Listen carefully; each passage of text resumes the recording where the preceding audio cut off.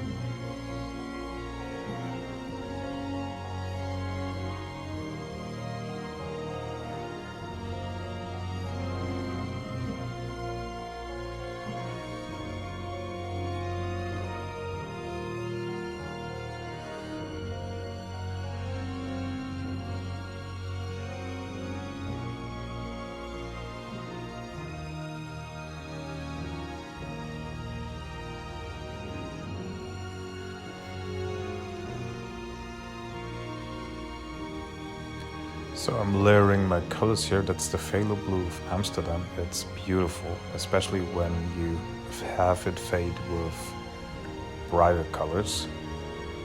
I'm putting a pearl white on both sides because pearl white of Amsterdam gives amazing fades. And in the middle, a silver, because I didn't want to have it too dominant. The pearl white on the sides, as I said, really gives a nice fade. And in the middle, I'm using the ice blue metallic of Deco Art for the cells. It really does give amazing cells. So I'm just popping the air bubbles now and then put my white cell activator in there. That's Australian Floatroll and Amsterdam Titanium White. The ratio is 3:1.